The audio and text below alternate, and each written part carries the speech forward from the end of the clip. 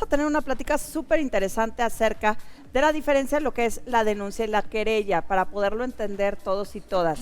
Porque de repente dices que voy a levantar una querella y luego resulta que no sabes a qué te estás refiriendo. Hoy lo vamos a descubrir y cómo se levanta cada una de ellas. Se encuentra con nosotros la licenciada Judith Stephanie Almaguer.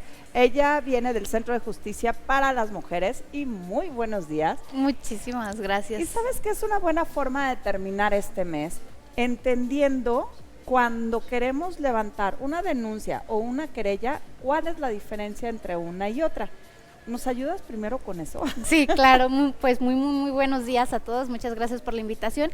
Y justamente la denuncia es aquella forma de proceder contra alguna conducta que se quiere dar por conocer ante la autoridad, que es como la autoridad del agente fiscal. Entonces, el Código Penal refiere que hay delitos que se persiguen por denuncia o delitos que se persiguen, denuncia quiere decir que son aquellos delitos de oficio, es decir, no necesita la intervención directa de lo que es la parte ofendida o víctima para poder proceder desde un inicio, es decir, se persiguen de oficio. Y la querella es a petición de parte. Luego muchas de las veces oye, ¿cómo es la querella? ¿Cómo es la denuncia? Bueno, el Código Penal te establece qué delitos sí son los que se persiguen por querella necesaria, es decir, a petición de parte, y los que son de manera de oficio. ¿Qué habla? Como un delito de violación. Un delito de violación, la autoridad tiene la obligación de entrar a investigar sin la necesidad de de la parte víctima interponer esa denuncia. Lo puede hacer por un aviso, lo puede hacer por otro tercero y entra a investigar.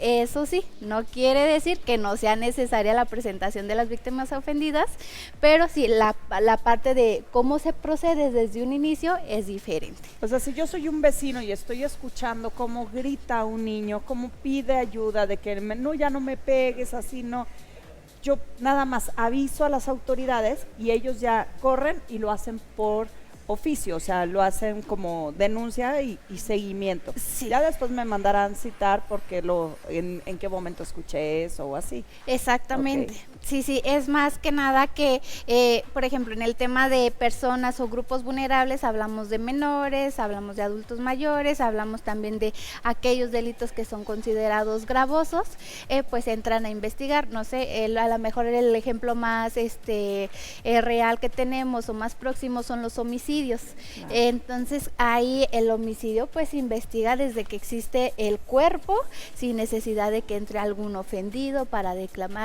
reclamar o una víctima indirecta. Entonces, cuando es denuncia, no necesariamente se requiere una investigación, sino, o en ambos casos sí es. Sí, en ambos casos hay una investigación de por medio. La diferencia es que cómo se inicia es diferente.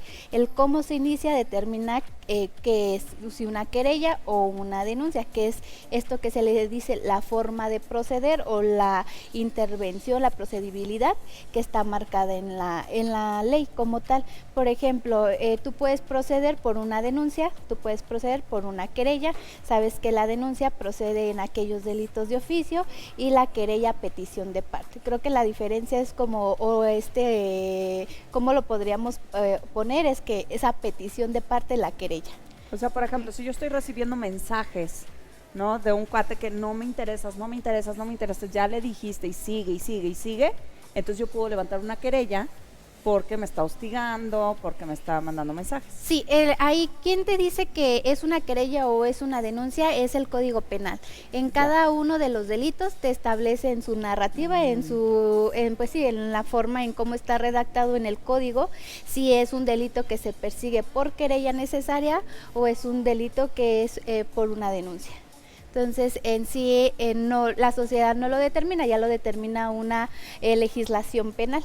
En el caso de las violencias familiares es por querella necesaria y en aquellos casos, por ejemplo, los violaciones, desaparición forzada, homicidios, feminicidios, es por oficio. Por oficio. Exactamente. ¿En qué casos no sería una querella? ¿O sería una denuncia? En estos que comentó, homicidio, feminicidio, desaparición forzada, que otro trata de personas. Ese tipo de delitos o esas conductas se persiguen de oficio, a diferencia de amenazas, lesiones, violencias familiares. Entonces puede ser, digamos, que la querella es un nivel más alto o un delito de una gravedad más fuerte, por así decirlo. Sí, es la obligación que tiene el Estado de investigar aquella conducta sin necesidad de que exista esta petición de parte. Ok. Pues está interesante saber más o menos cuál es lo que vas a interponer, pero al final me imagino que cuando llegamos ya a un juzgado para levantar un acta, no es un juzgado, cuando lo ¿Agente levantamos fiscal? con el agente fiscal, entonces él nos dice, es que vengo a levantar una denuncia. No, señorita, eso es una querella. Exacto. Ajá, él nos va a decir. Es importante esto justamente porque, por ejemplo, todos quien han denunciado piensan que ya la investigación se lleva por sí sola. Hay investigaciones que evidentemente no necesites intervención y el agente fiscal lo puede realizar los actos conducentes, pero hay otras en las que sí necesita esta intervención por parte de la víctima. Entonces, en ese sentido, o sea, siempre que se denuncia o se querella, se debe de investigar. Los datos que se tienen que aportar pueden depender ciertamente de la víctima directa o la agente fiscal lo puede hacer de manera de oficio. También es importante que se tenga esta diferencia porque luego muchas de las personas se quieren desistir. Y entonces no en todos los casos se puede desistir por el tema de la gravedad o lo gravoso que resulta ser la conducta. Desistir, entre paréntesis, te rajas. Exacto, ¿verdad? Sí, Ajá, okay. sí, y entonces se vuelve muy complicado hacer entender a la población que cuando tú denuncias o uno denuncia, se tiene que llevar un proceso de integración de carpeta, que esto es lo que se le llama al tema de interponer una denuncia y hacer todo la investigación correspondiente para que efectivamente ya en una etapa adecuada podamos ir ante un tribunal. En este caso son el Centro de Justicia Penal, que se conoce como mayormente lo tienen como ubicado como la pila, vamos a la pila, pero la pila es ya el centro de reinserción social, ahí en lo que están los imputados, los sentenciados, y entonces antes de llegar a ese lugar, pues evidentemente se tiene que estar frente a una autoridad como un juez de control. Ante una denuncia, cuando te quieres echar para atrás, ¿no? O desistir, hay actos que no lo puedes hacer, ¿verdad? Como puede ser la trata, como puede ser el maltrato infantil, en eso no te puedes echar para atrás. No se puede, o sea, es una obligación del agente fiscal seguir la investigación hasta su conclusión. Evidentemente, sí ha pasado que se vuelve complejo el recolectar todos estos datos de prueba, pero la obligación del Estado, del agente fiscal, es concluir la investigación hasta el final. En aquellos casos también de, por ejemplo, las violencias familiares, hay veces en que las víctimas se quieren echar para atrás, como se está diciendo. Hay muchas de las veces que la violencia es una violencia reiterada. Entonces no se puede, o sea, no es lo idóneo porque el código incluso pone candados que en este tipo de delitos, bajo esa conducta reiterada, es más difícil otorgar, no sé, por ejemplo, un perdón o echarse para atrás, como se dice, que eso no, si a nivel como nacional no debería en un tema de violencia familiar porque pues se vuelve reiterada y si pasó reiteradamente, o sea, podría volver a pasar no 2 veces, sino 3, 4, 5 veces. ¿Y por miedo es que se echan para atrás o por qué otras razones podría ser que la víctima decidiera no continuar o desistir? ¿Qué crees? Que hay un fenómeno como muy particular. Muchas de las veces nosotros en el seguimiento que hacemos con nuestras víctimas regresan con los agresores, entonces vuelven como a este círculo de violencia y se vuelve muy complicado para ellas seguir el procedimiento cuando ya retomaron esa relación. Entonces creo que lo difícil en un tema de un delito de violencia familiar es sacar a la víctima de donde está con el agresor o hacerla entender que existen estas vías jurídicas en las que pueden sancionar esa conducta.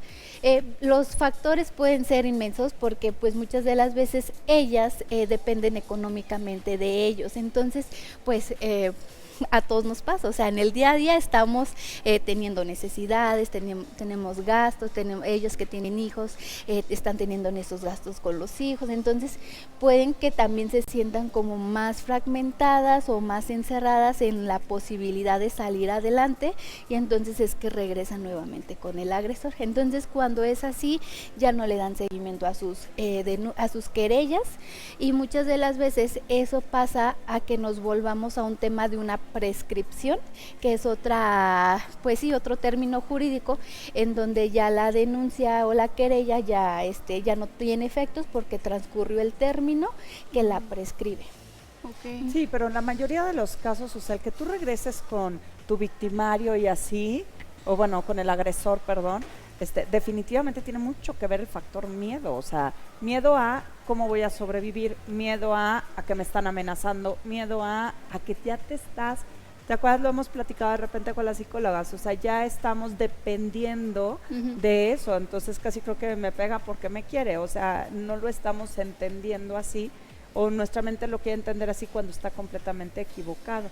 Y ahí es donde también ustedes entran para que llegue esa ayuda psicológica y te empiece a discernir todo lo que está sucediendo, ¿no? Sí, claro, porque ellas piensan que no pueden generar también, incluso por miedo, sus propios recursos, y están sometidas a esta conducta de ellos hacia ellas. Entonces, evidentemente es como un tema psicológico que ellas tienen, pero desafortunadamente también lo que pasa es que ellas luego sucede que no concluyen su proceso psicológico. Entonces es complejo que sí, o sea, acapararlas por completo en todo el procedimiento, y jurídicamente se vuelve complicado porque luego ya no aportan los datos necesarios para la investigación, y es ahí cuando se fragmenta una investigación y no se puede llevar a lo que es la siguiente etapa, que es una judicialización de una investigación.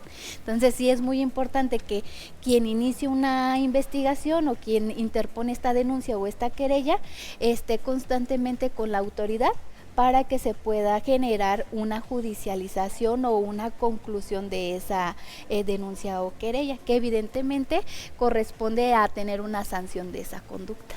Oye, Judith, ¿en dónde se encuentra el Centro de Justicia para las Mujeres? Aquí en San Luis Potosí estamos en Boulevard Antonio Rocha Cordero, 507F, Simón Díaz, es ahí al ladito de lo que es la Procuraduría de Niños, Niñas y Adolescentes, mejor conocida como la Pepena.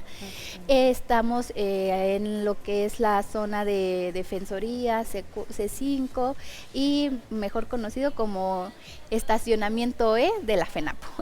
Okay. Sí. Está más fácil el sí, de este lado. el de este lado. No se vayan a donde está la FENAPO de este lado, sino vas a tu lado izquierdo, si vas de la Juárez hacia lo que es periférico. Súper. Sí. Pues muchísimas gracias. ¿Ahí los horarios de atención son 24 horas? Sí, tenemos 24/7, ahí tenemos cualquier situación, sábados y domingos, también atendemos guardias y presencial. Bien. Okay. Muchísimas gracias. Muchísimas gracias a Nos vemos ustedes. pronto. Gracias.